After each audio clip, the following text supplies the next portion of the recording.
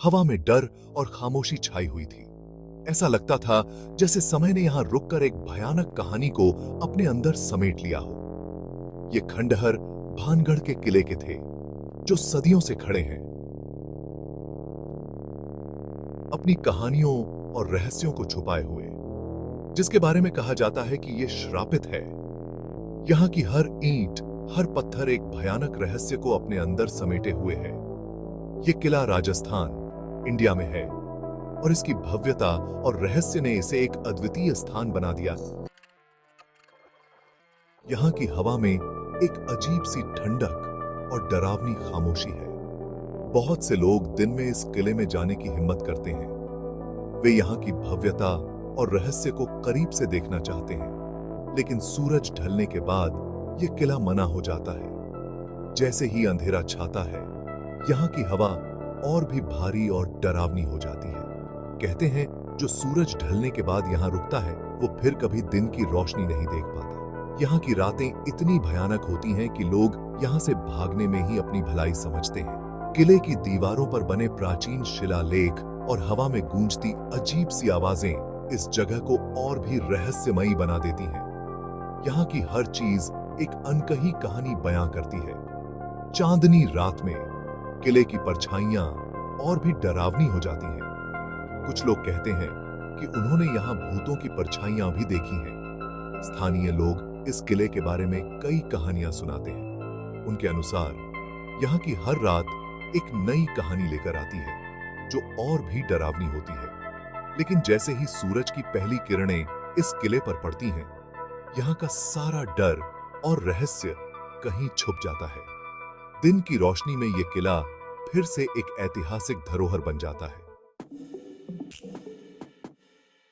चार दोस्त अपनी जिज्ञासा और एडवेंचर के लिए प्यास की वजह से भानगढ़ के रहस्य को सुलझाने के लिए निकल पड़ते हैं। ये चारों दोस्त अपने अपने जीवन में कुछ नया और रोमांचक अनुभव करना चाहते थे।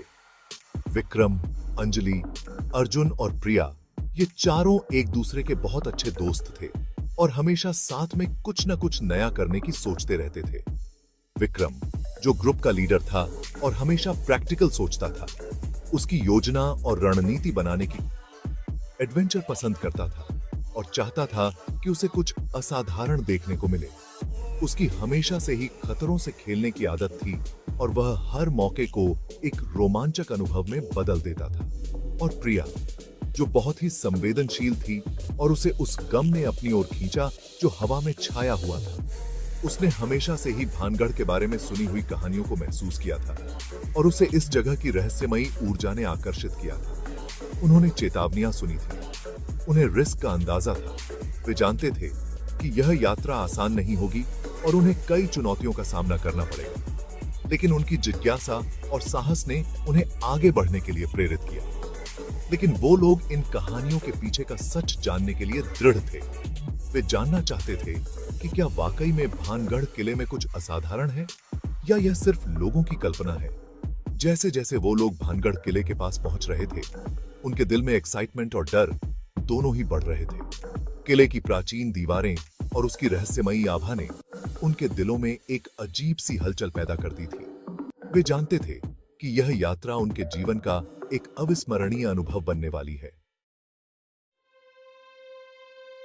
किले में पहुंचने पर उनकी मुलाकात एक बूढ़े कहानीकार से हुई। उसकी आंखों में सदियों का ज्ञान था।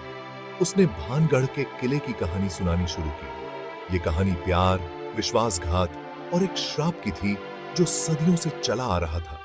उसने बताया, राजकुमारी रत्नावती अपनी सुंदरता के लिए मशहूर थी। दूर दूर से राजकुमार उनसे शादी करने के लिए आते थे। उनमें से एक शक्तिशाली जादूगर सिंघिया भी था।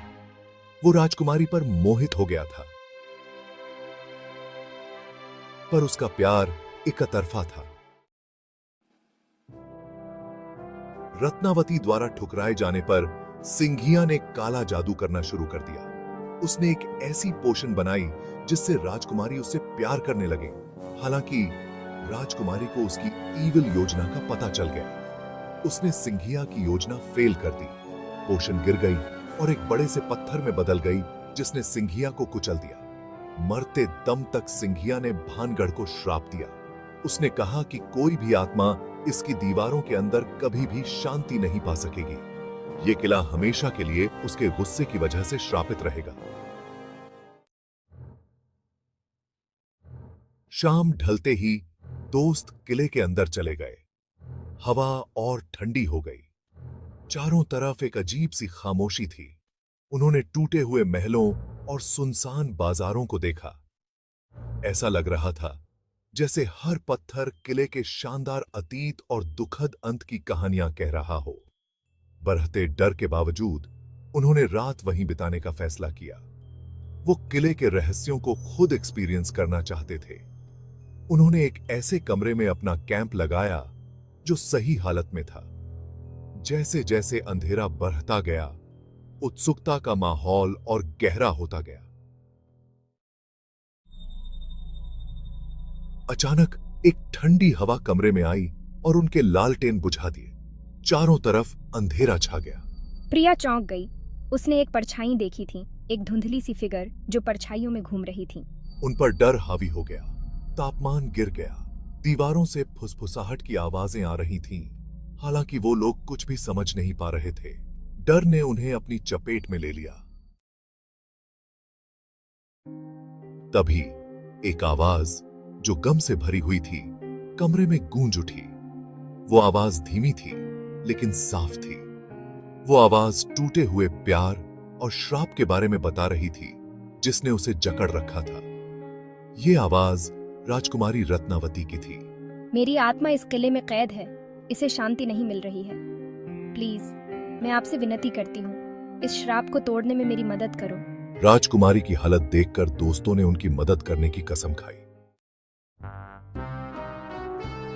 राजकुमारी ने उनका मार्गदर्शन किया। उनकी आवाज में अब थोड़ी उम्मीद थी। उनकी आवाज ने उन्हें किले के अंदर रास्ते दिखाए। उन्होंने उन्हें किले के नीचे एक छिपे हुए कमरे में जाने को कहा। वहां उन्हें एक पुराना स्क्रॉल मिला। इसमें सिंघिया के श्राप को तोड़ने का तरीका लिखा हुआ था। स्क्रॉल में एक रिचुअल के बारे में बताया गया था जिसके लिए नेक इरादों और करुणा की जरूरत थी। इसके लिए जरूरी था कि वो अपने डर का सामना करें और अपनी गलतियों के लिए माफी मांगे। जैसे ही सुबह की पहली किरण किले की दीवारों में बनी दरारों से अंदर आई, दोस्तों ने रिचुअल किया। उन्होंने अपने दिल से यह किया। उनका डर अब मदद करने की चाहत में बदल गया था। जब उन्होंने रिचुअल पूरा किया तो किले में शांति छा गई। हवा जो पहले गम से भरी हुई थी अब हल्की लग रही थी। राजकुमारी आखिरी बार उनके सामने आई। इस बार उनके चेहरे पर एक सुंदर मुस्कान थी। मेरी आत्मा को मुक्त करने के लिए धन्यवाद। फिर वो हमेशा के लिए शांत हो गई। जैसे ही दोस्त किले से बाहर निकले, उनके चेहरों पर एक अजीब सी शांति थी।